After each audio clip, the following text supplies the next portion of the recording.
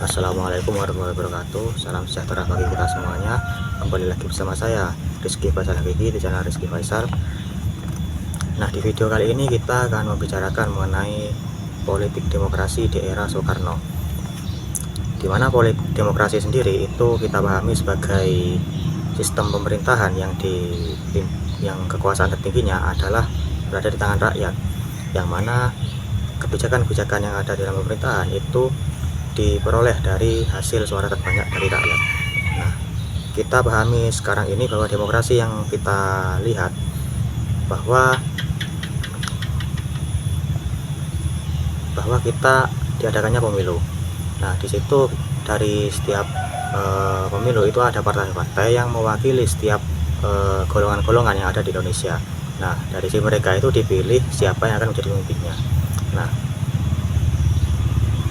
karena kita akan membahas mengenai politik demokrasi di era Soekarno, sebenarnya Soekarno itu tidak cukup menyetujui bagaimana proses demokrasi yang ada di Indonesia saat ini, yaitu demokrasi yang ala-ala barat. Nah, mengapa demikian? Maka sebelum itu mari kita putar dulu intronya.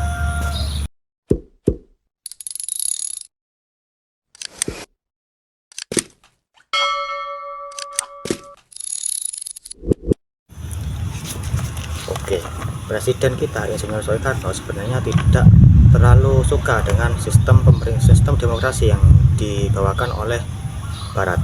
Nah, yang mana di dalam sistem demokrasi yang ada di Barat ini, itu kan kebenaran itu diperoleh dari suara terbanyak. Nah, sedangkan Soekarno sendiri itu tidak menyetujui akan hal itu, karena kebenaran itu seharusnya itu diperoleh dari pendidikan, yang mana dari pendidikan itu membentuk seorang yang bijaksana. Nah, keputusan pemerintahan itu seharusnya ditentukan oleh seorang yang bijaksana, bukan dari suara yang terbanyak. Soekarno sendiri tidak terlalu mempedulikan bagaimana bentuk pemerintahan di Indonesia ini, entah itu ingin monarki atau demokrasi ataupun sebagainya. Nah, meskipun demikian, Soekarno tetap pada prinsip gotong royong dan musyawarah. Nah, meskipun andai pun negara ini berbentuk demokrasi, Soekarno itu lebih menghendaki bagaimana demokrasi itu disesuaikan dengan nilai-nilai lokal, musyawarah dan gotong royong tersebut. Nah, jadi pemerintahan itu diperoleh dari orang-orang yang bijaksana, pemerintahan itu diperoleh dari orang-orang yang berpendidikan, kemudian orang-orang berpendidikan itu bijaksana, kemudian dia itu dipilih menjadi pemimpin sehingga dia cocok untuk menentukan arah kebijakan yang ada di negara ini. Nah, meskipun beliau berpikir demikian, namun kenyataannya pada tahun 1945, yang mana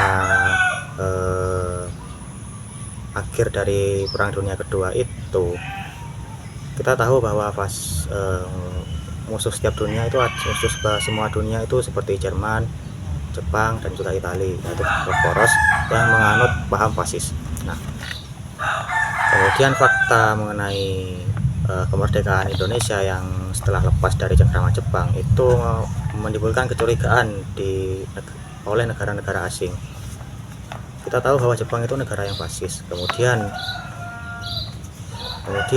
kita itu merdeka atas dasar rancangan-rancangan dari Jepang, seperti dibentuknya BPUPKI, kemudian undang-undang dasar yang dihasilkan dari sidang BPUPKI itu menciptakan undang-undang dasar 1945. Nah, di situ menimbulkan ketakutan atau kekhawatiran dari negara di luar, yang mana ditakutkan bahwa negara Indonesia itu akan menjadi negara yang fasis. Nah, untuk menutupi kecurigaan tersebut, negara Indonesia dituntut untuk melakukan pemilu untuk membuktikan bahwa negara Indonesia bukan negara yang fasis. Nah, karena hal demikian, Soekarno terpaksa mengurungkan niatnya untuk menciptakan negara yang ideal baginya, sehingga dia mengadopsi demokrasi politik yang seperti di Barat, di mana dibuatlah pemilu, kemudian adanya partai-partai politik yang terbentuk pada waktu itu. Kemudian dari partai-partai tersebut dipilihlah sebagai pemimpin. Nah, secara singkat dan sederhananya, pada tahun 1955 itu diadakanlah pemilu yang mana pemenangnya itu yaitu dari Partai Masyumi, NU, kemudian 15% itu dari PKI. Nah, dari sana itu mereka itu diminta untuk menciptakan undang-undang baru, yaitu pengganti Undang-Undang 1945.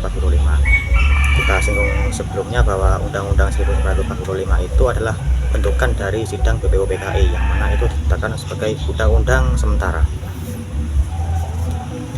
Jadi di masa-masa saat itu pemerintah itu sedang sibuk-sibuknya menciptakan undang-undang baru pengganti Undang-Undang 1945.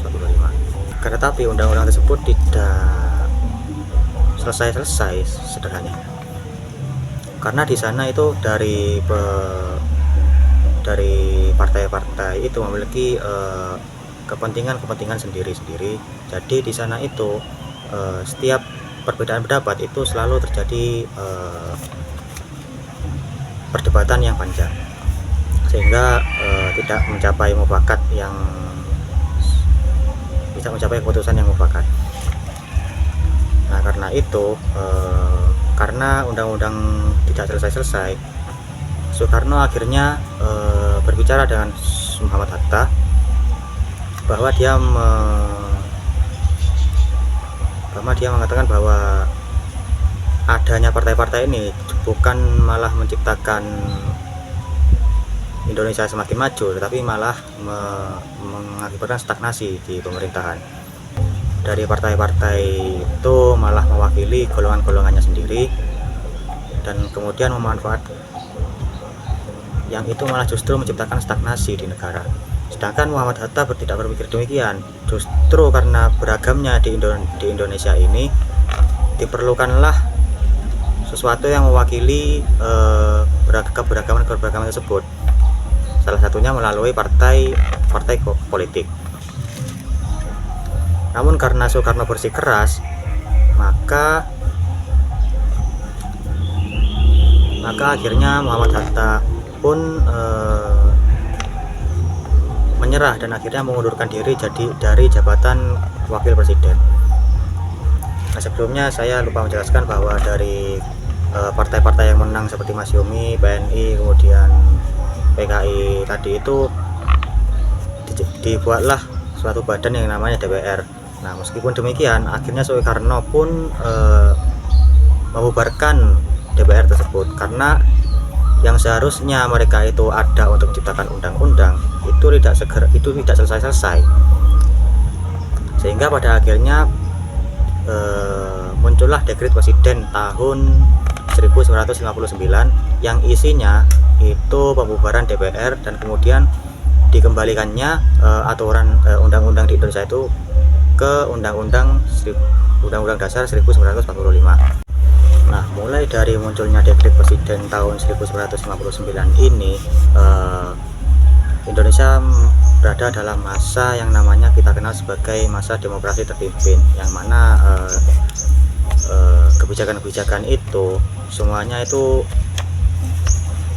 harus berotorisasikan pada presiden.